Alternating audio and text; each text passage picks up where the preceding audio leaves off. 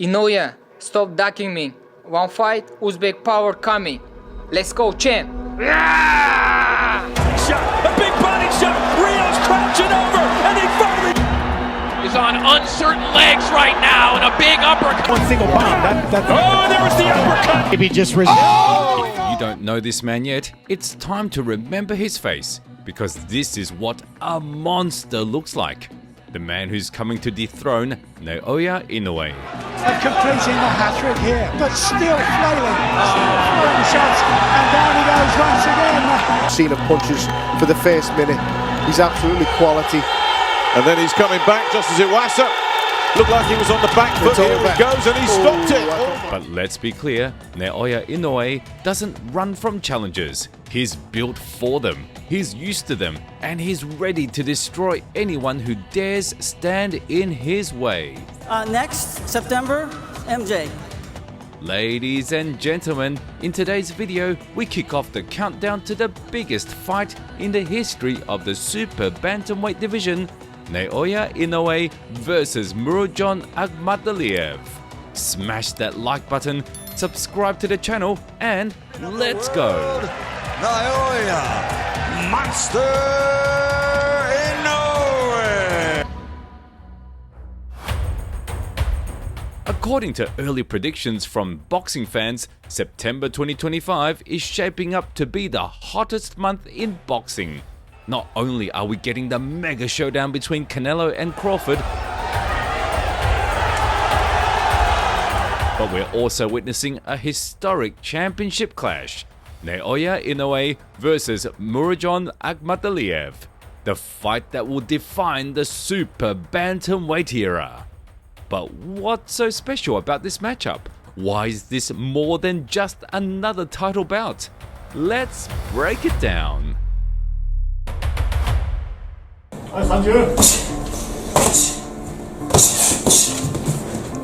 Talks of a possible fight between MJ and the monster began all the way back in 2023 when Inoue moved up to the 122-pound division.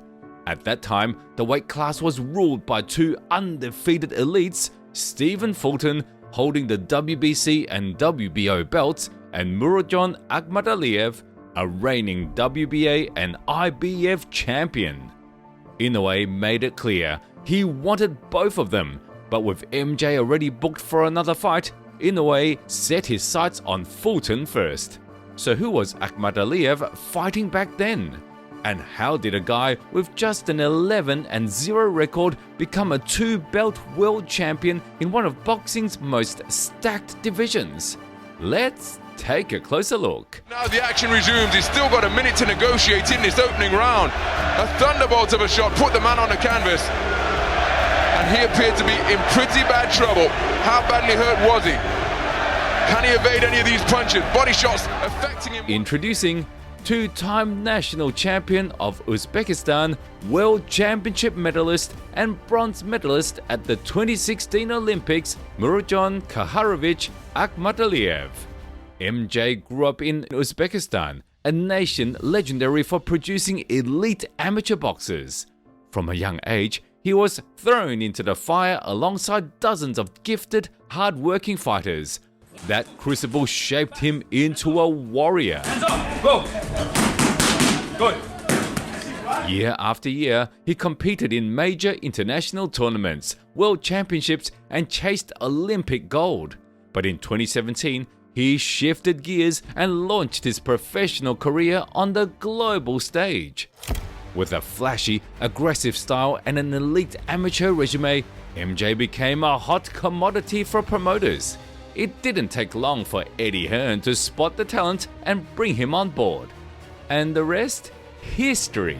By just his 8th pro fight, Akhmadaliev challenged unified champion Daniel Roman and edged out a razor-close victory to claim 2 world titles.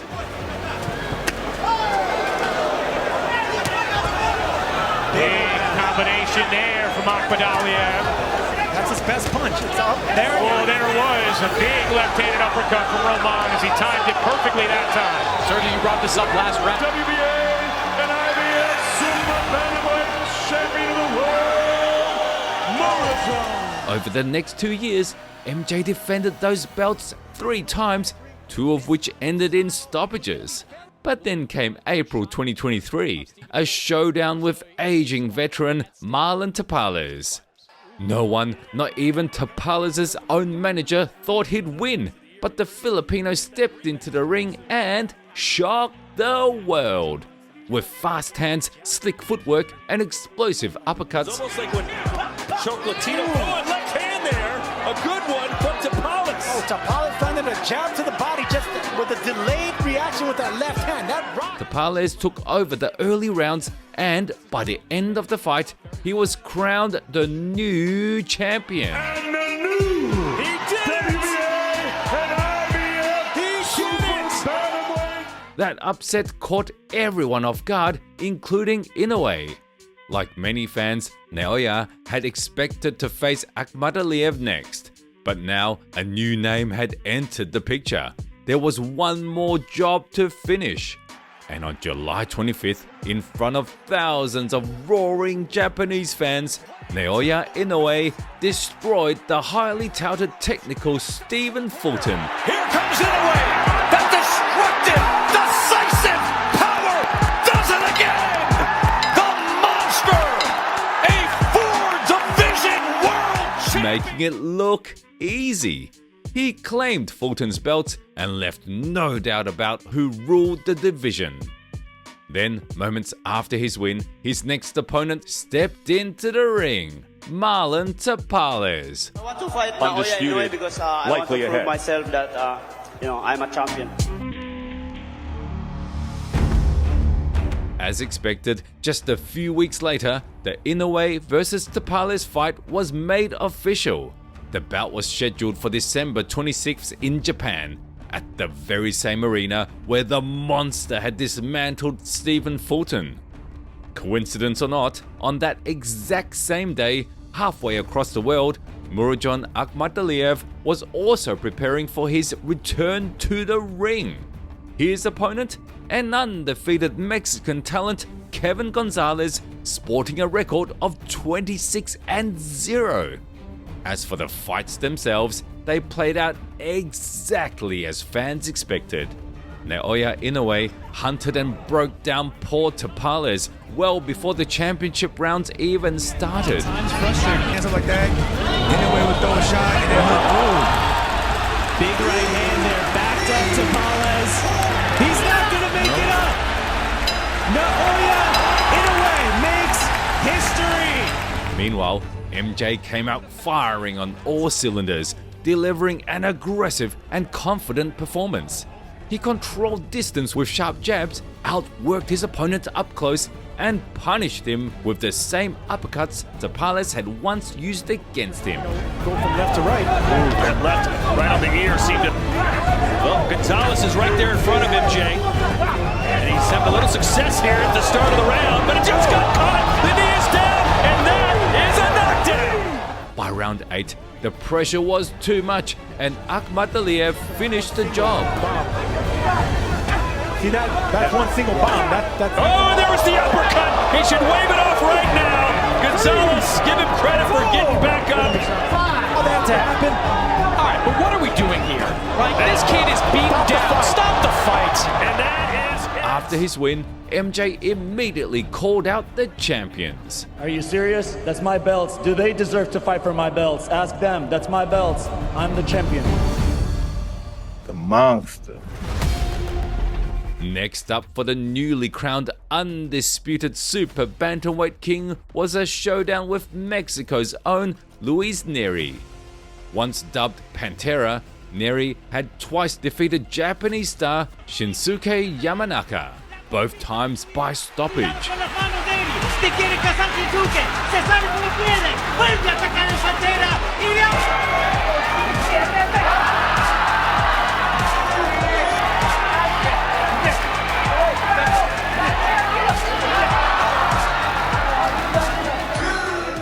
Because of that, he became a villain in Japan and was banned from competing there. But that ban was lifted just for the chance to face Naoya Inoue. And then, madness.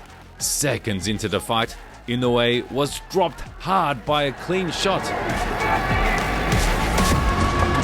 Nery right now doesn't seem spooked by the punching power. Oh! There it is! Inoue goes down! Who is Nery with a first round? Nery smelled blood and went in for the kill, but the champion recovered, dropped him right back.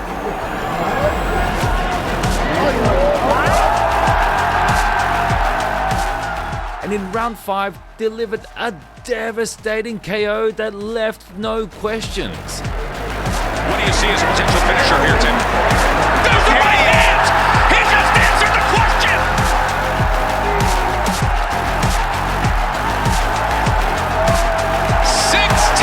of the last 17 by knockout. All the while, MJ was watching closely. After the fight, he shared his thoughts with the press, and it finally felt like Inoue versus Akhmadaliev made perfect sense. I'm the mandatory right now, but the bottom line is, I saw the fight. It looked like he was, taking more punches than usual. There was a knockdown. It looked like it was a tough fight for him. Maybe that made some kind of a difference. But, I'm just waiting for my opportunity. There's one thing that I mentioned also for him is that, he really wanted the Tapales rematch. When he lost to Tapales, it was very questionable. He wanted the rematch. And, everybody said that Tapales had to fight Inoue. The fight was already made, but you would get the winner. So that's what it's about. It's not about the mandatory. It's about the fighting that winner of Tapales Inoue, because MJ was very close in losing that fight if he ever lost, and he deserves a chance to get his titles back.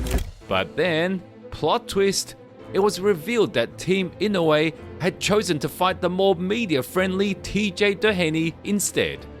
Doheny was riding a 3-fight win streak, and that was apparently enough. MJ's manager and team were stunned, but powerless to stop it, so they pivoted and started looking for their own new challenge. The Inoue-Doheny fight took place in early September, and fans were left with mixed feelings. Inoue absorbed more shots than usual and let Doheny move too freely. Then, just as Naoya started picking up the pace, TJ grimaced in pain, cited a back injury, and pulled out mid-fight.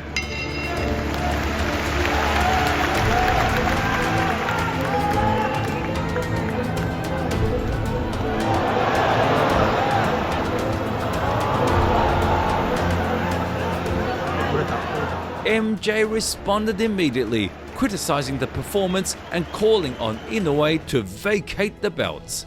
I'm just ready to fight, if he's ready to fight, if he's willing to be challenged, I called him out, he called my name. I don't see the reason why we can't fight. But again, if he doesn't want to fight, it's okay, just vacate the title and we'll move on. Себя чувствую на этой весе самый сильный. У меня есть,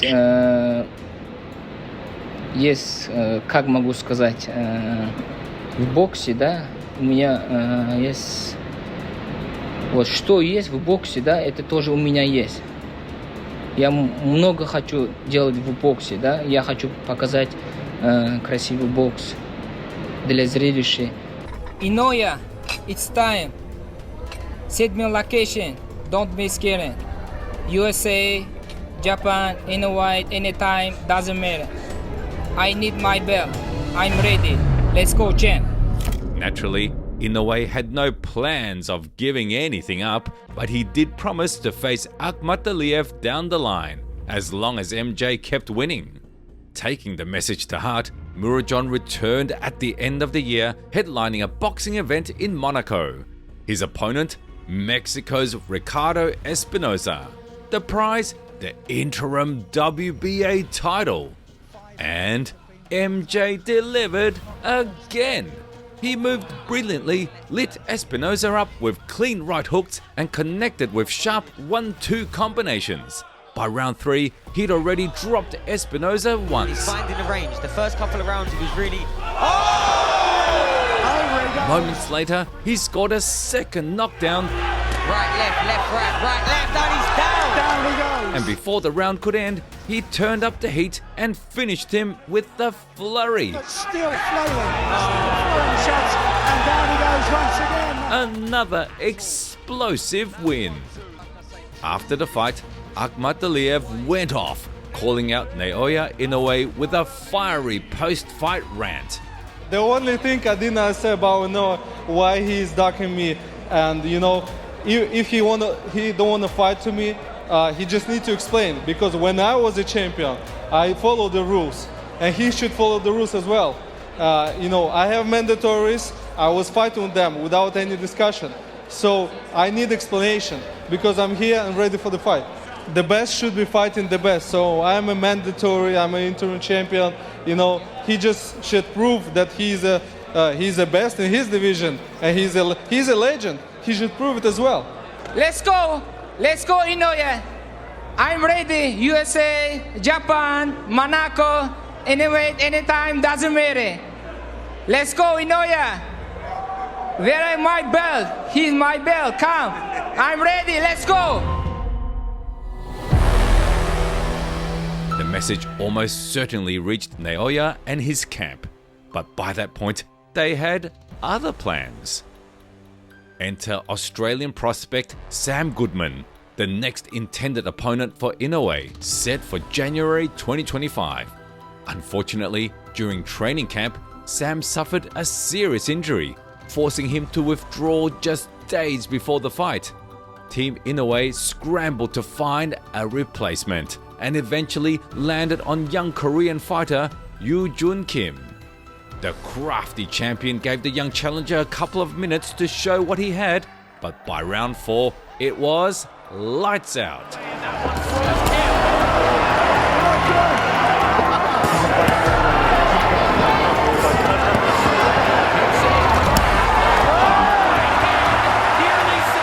Naoya Inoue flipped the switch and put the Korean prospect to sleep. In his post-fight interview, Inoue shocked fans by announcing he'd be returning to the US for the first time in 4 years, sometime in spring 2025. Yes, 2025 will be year for me to go overseas countries to have a fight. So in spring of 2025, I'll be going to Las Vegas to show you the great match. His return to the American stage came as a pleasant surprise, not just for fans overseas, but also for Murodjon Akhmadaliev. But the fight Inoue teased? It turned out to be something completely different from what Team MJ had hoped for. Instead of facing the former unified champ from Uzbekistan, Inoue's team picked Ramon Cardenas, a dangerous Mexican brawler with a 26-1 record. And things got wild real quick. In round 2, Inoue walked straight into a brutal left hook and hit the canvas hard.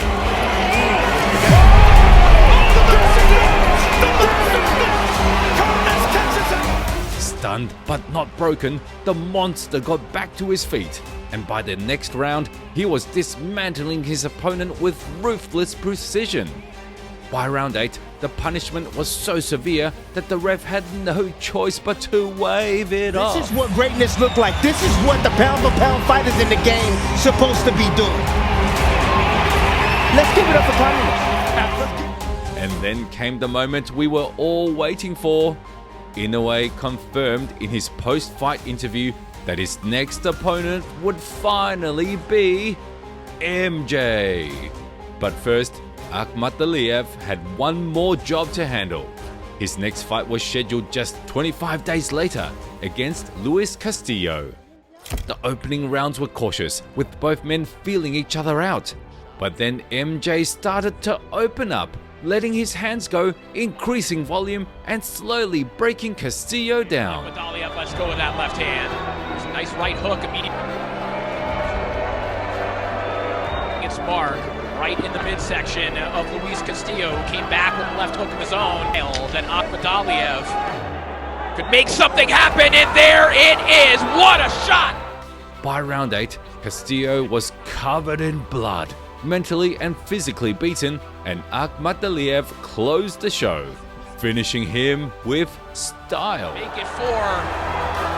And they keep reining in as Castillo is on uncertain legs right now, and a big uppercut has him in trouble. The towel is in, and that is it.